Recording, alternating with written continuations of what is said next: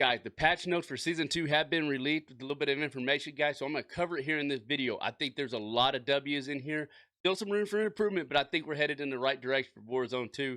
Guys, watch the video. Tell me what you think. Like, comment. Don't forget to hit that subscribe button. All right, guys, let's get into this video. Guys, let's check out the changes they're doing to season 2. So, starting right off the bat, guys, we have Battle Royale, the Gulag. The Gulag is going back to 1v1, which we all know. We have all been told that. However, in order to bring this change online sooner, they've edited the existing Gulag to be more friendly to 1v1.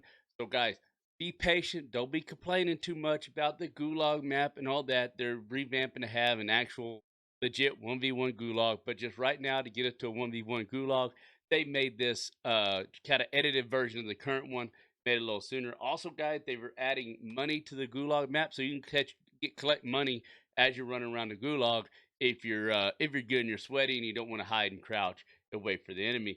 They've also made some logistical changes to the Gulag. Ground loot has been revisited as well as loadouts that players will spawn with. So they made it so assault rifles, submachine guns, and light machine guns are primary weapons as the circle progresses.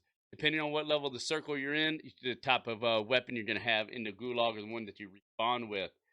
Shotguns have been removed from the rotation, while handguns will remain available as secondary weapons. And though for those leaving victorious, guys, you're going to get a larger cash reward when you leave the Gulag. So if you win the Gulag, you're going to get a cash reward, which is freaking awesome in my opinion. This is to help you kind of get back on your feet faster. And we already covered the cash in the Gulag. Cash economy. So in addition to each cash changes to the Gulag outlined above, we are balancing the Battle Royale economy with a slight reduction to cash reward for completing contracts. Additionally, we are increasing the lowest value of cash pile from the ground loot to $800 and from cash register to $500. Previously a $100 minimum. So there's not going to be any more $100 cash piles. It's going to be a minimum of $800 on the ground, and in cash register, the minimum you're going to find is $500. In addition, this cash can be acquired via ground loot containers and white stronghold supply boxes all throughout Al Mazrah, but can no longer be found in basic and legendary supply boxes. So it looks like you're not going to get no cash out of any supply boxes anymore. The redistribution should make for quicker, more consistent gameplay and resources. Loot and inventory. This is one where I'm kind of curious on right here.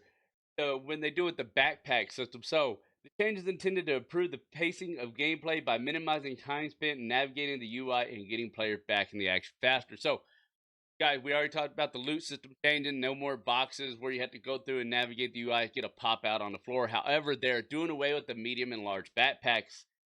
Here they say backpacks will no longer be available, and eliminate players will drop loot onto the ground rather than loot-filled backpacks. Every player will have the same backpack throughout the entire game, which will subsequently reduce the impact of stacking medical supplies. So no more 20 self-revives, equipment, and kill streaks. We will continue to look for feedback to provide updates on the streamline for looting experience and everyone else. So that pretty much means, guys, you're going to choose between plates and ammo and a kill streak. You're not going to be able to stack stuff in there like we were before.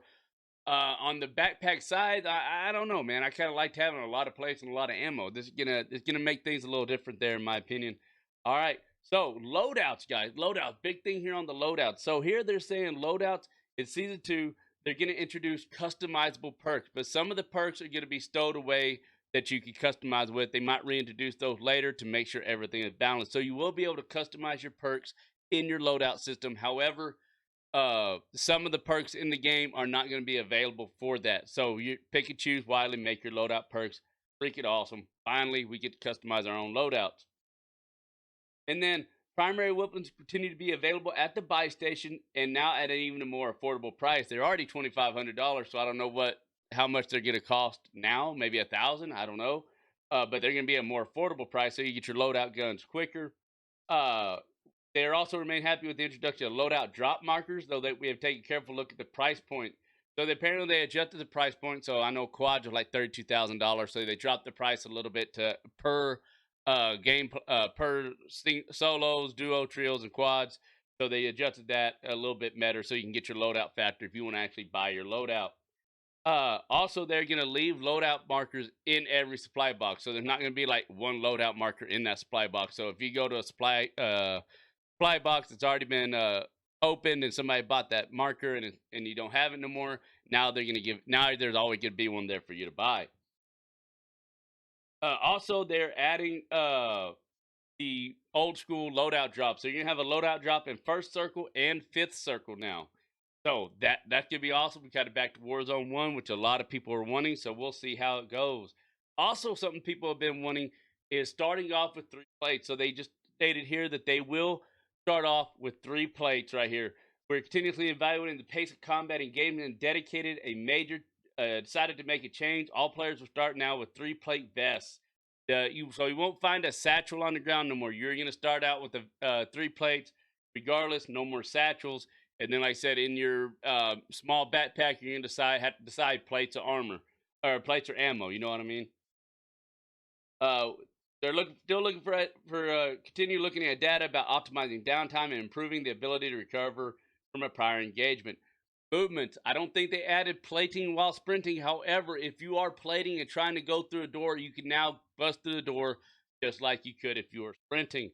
So that's a good thing. You don't have to kind of stop, slow, open up that door. Now you can just kind of go straight through the doors if you're sprinting and plating. But it doesn't say anything here about sprinting while plating all the time. But in synth, that still helps movement so you can get into a building faster and into a room faster, whatever you need to do.